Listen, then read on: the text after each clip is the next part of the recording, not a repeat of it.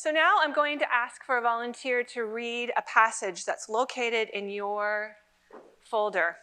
This passage from John 5, 2 through 9. Can I have a volunteer to come up to this mic and read it for me?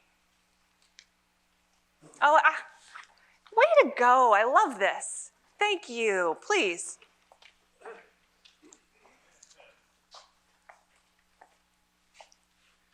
Now in Jerusalem, by the sheep gate, there is a pool, which in Hebrew is called Bethesda, having 5 porches. In these lay a great crowd of invalids, blind, lame, and paralyzed, waiting for the moving of the water. For an angel went down at a certain time into the pool and stirred up the water.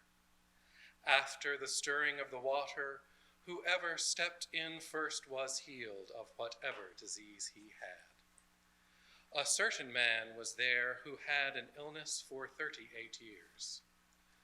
When Jesus saw him lying there and knew that he had been in that condition now a long time, he said to him, "Do you want to be healed?"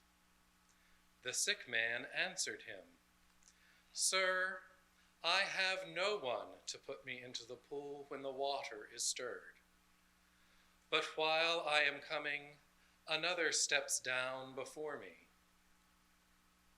Jesus said to him, "Rise, take up your bed and walk." Immediately the man was healed, took up his bed, and walked. I could not have asked for a lovelier reader. Thank you. That was beautiful. Many of us have heard this story before, right?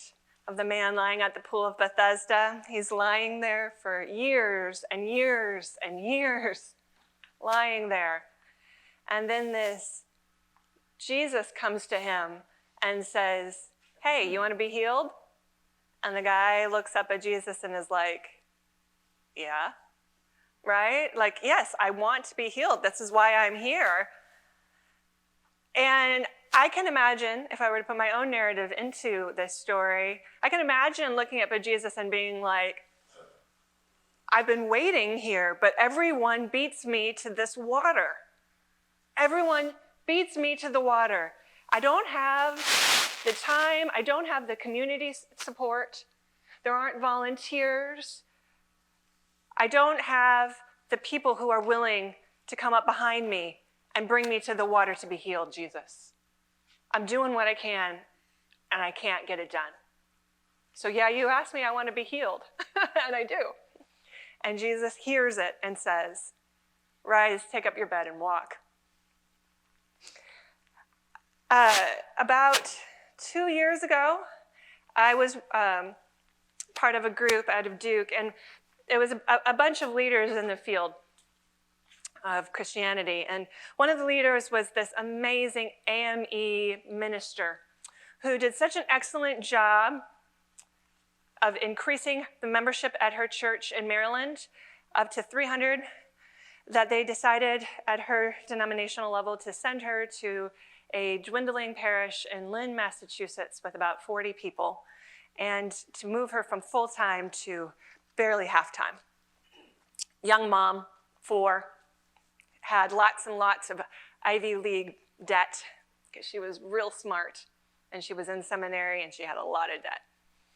And she came up to me, and she asked me, she said, "Erin, I really need your stewardship help. What are the fundraising practices that we can do to employ into my church so that I can increase to full-time? Because right now I have to work a second and a third job just to pay our bills. I have no discretionary income. What can I do?" And I said, "Great, I'm happy to help you. What is your relationship with money? How do you talk about it on a Sunday morning? It's really important for us to have this conversation so I know what's happening at your church." And she said, "Well, that's rude. I don't want to talk about that." And I said, "Well, why don't I let you sit and think about it for a little while, and maybe we can schedule a phone call in about 2 weeks." So she calls me up, And she's like, Erin, I've got some really great ideas. And I was like, that's so great. Tell me about your relationship with money. And she was like, I'm going to really have to keep thinking about it. I said, okay, how about we talk in 2 weeks? We did this, not once, not twice. We did this 3 times, Wade. 3 times of her calling me. 4th time she called me and she was crying. She was crying. She said, Erin, I've had an experience that changed my life. She said, I read this passage that Emmett so beautifully read. I read this passage to my congregation, and I sent out pieces of paper, blue pieces of paper to look like a mat, essentially. And I asked them to write on their mat what keeps them from rising and walking with Jesus. And she said, I gathered up all of the mats and I looked at it, and then she filled out her own, and she realized that they were the same, and that the top of the list was money and debt and shame. This was very powerful to her, to be able to think about what kept her from her mat, from rising and walking. And yet we all have our different stories, and we have our different things.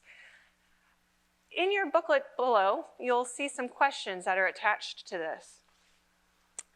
What I'd love for you to spend a moment doing is asking the following questions.